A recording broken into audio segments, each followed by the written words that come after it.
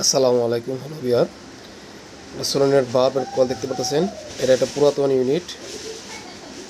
এখানে দেখতে পাচ্ছেন নাইট্রোজেন প্রেসার দেওয়া আছে। এটা অয়েল সেপারেটরের লাইনে লিক। আর পুরাতন ইউনিটে জানেন যে লিকটা একটু বেশি হয়। প্রেসার চার্ট দেখাচ্ছি। এটা সিস্টেমের গেজ মিটার আর আউট গেজ মিটার। প্রেসার দেখানো হচ্ছে। সোলোনেট কয়েলটা খুলে দেখা হয়েছে যে ভালভের সাইডে অনেক সময় অরিং দিয়েও লিক করে।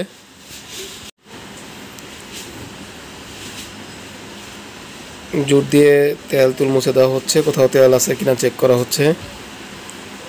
যদি এরকম কিছু হয় তাহলে লিক চেক করতে হবে। ওয়াল সেপারেটরের মতো এরকম অনেক জায়গায় আরও ছোটো ছোটো লিক আছে যেগুলোকে সারতে হবে।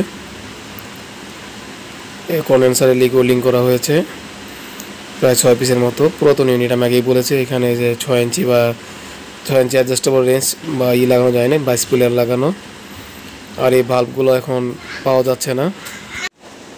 DWM কপল্যান্ড কম্প্রেসার, নাইট্রোজেন প্রেসার ছেড়ে দেওয়া হয়েছে। কপল্যান্ড কম্প্রেসার, এটি মেড ইন জার্মানি।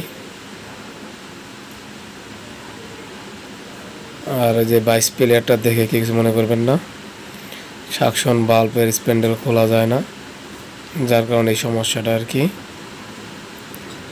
আর আগে বলছি এটা কিন্তু একটা ওল্ড স্টোর হওয়ার কারণে ঘন ঘন লিকটা বেশি হয়। জোড়াগুলি থেকে ওল্ডিং ছেড়ে দিয়েছে, এমনকি ভালো জায়গায় লিক হয় যেখানে লিক হওয়ার কথা না। কারো কিছু কমেন্ট থাকলে বলবেন। ধন্যবাদ সবাইকে।